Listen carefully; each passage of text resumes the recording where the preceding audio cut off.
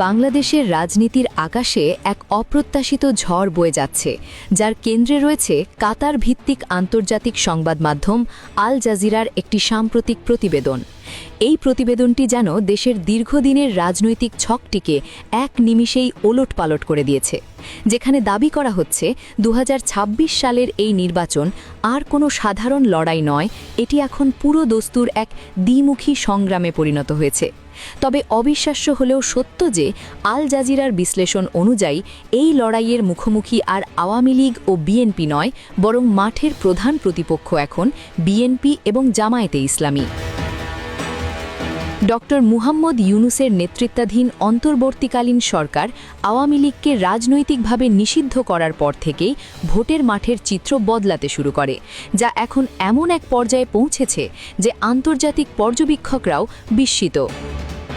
আল জাজিরার প্রতিবেদন অনুযায়ী একসময় যে জামায়াতে ইসলামীকে নিশ্চিহ্ন করার জন্য এক যুগেরও বেশি সময় ধরে রাষ্ট্রীয় নিপীড়ন চলছিল, সেই দলটি এখন নির্বাচনের সম্ভাব্য ফ্রন্টলাইন কন্টেন্ডার হিসেবে আবির্ভূত হয়েছে। তাদের প্রধান প্রতিদ্বন্দ্বী হিসেবে দাঁড়িয়েছে জাতীয় নাগরিক পার্টি এবং অন্যান্য ইসলামী দলগুলোকে নিয়ে গঠিত এক নতুন রাজনৈতিক শক্তি। গত ১৫ বছরে শীর্ষ নেতাদের ফাঁসি, কারাদণ্ড, নিবন্ধন বাতিল এবং হাজার হাজার মামলার ধকল সইয়ে এই দলটির এমন প্রত্যাবর্তনকে বিশ্লেষকরা চরম নাটকীয় বলে অভিহিত করছেন। এই দীর্ঘ সময়ের জুলুম নির্যাতন জনগণের মধ্যে দলটির প্রতি এক ধরনের গভীর সহানুভূতি জন্ম দিয়েছে, যার ফলে মানুষ এখন তাদের আর কেবল একটি আদর্শিক দল নয়, বরং এক নির্যাতিত রাজনৈতিক শক্তি হিসেবে দেখতে শুরু করেছে। আল জাজিরার রিপোর্টে উঠে আসা তথ্যগুলো কেবল গুজব নয়, বরং তা মাঠের বাস্তবতার প্রতিফলন। জামায়াত এখন আর রাজনীতির সাইড প্লেয়ার নয়, তারা মেইন স্ট্রিম প্লেয়ার। মার্কিন যুক্তরাষ্ট্র ভিত্তিক আন্তর্জাতিক প্রতিষ্ঠান ইন্টারন্যাশনাল রিপাবলিকান ইনস্টিটিউট বা IRI এর জরিপ বলছে, গত ডিসেম্বরে বিএনপির জনপ্রিয়তা ছিল ৩৩%, আর জামায়াতের ছিল ২৯%। কিন্তু চলতি বছরের জানুয়ারিতে করা নতুন জরিপ বলছে বিএনপির অবস্থান ৩৪.৭%, আর জামায়াতের অবস্থান ৩৩.৬%। অর্থাৎ দুই দলের ব্যবধান এখন মাত্র ১.১% এসে ঠেকেছে। রাজনৈতিক পরিভাষায় একে বলা হয় পজিটিভ মোমেন্টাম। জামায়াতের গ্রাফ যেখানে ঊর্ধ্বমুখী, বিএনপির গ্রাফ সেখানে স্থবির।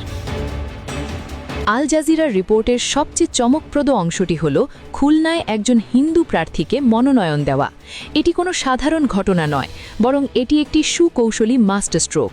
এর মাধ্যমে জামায়াত বিশ্বকে বার্তা দিচ্ছে যে তারা এখন কেবল মুসলমানদের দল নয়, বরং একটি মডারেট বা মধ্যমপন্থী রাজনৈতিক শক্তি। তারা ১৯৭১ সালের ঐতিহাসিক বোঝা ঝেড়ে ফেলে ২০২৬-এর এক আধুনিক এবং অন্তর্ভুক্তিমূলক দল হিসেবে নিজেদের রিব্র্যান্ডিং করতে চাইছে। এর পাশাপাশি জাতীয় নাগরিক পার্টি বা এনসিপির সাথে তাদের জোট জামায়াতের শক্তিকে বহুগুণ বাড়িয়ে দিয়েছে।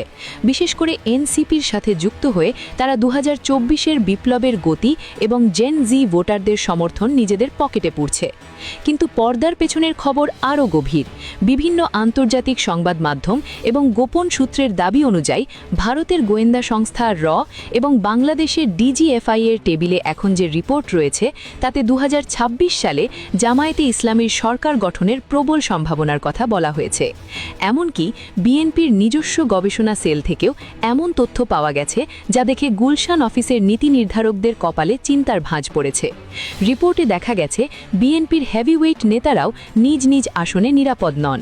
এর মূল কারণ হিসেবে দেখা হচ্ছে বিএনপির নেতাদের মাঠ থেকে বিচ্ছিন্নতা এবং নতুন প্রজন্মের ভাষা বুঝতে না পারা।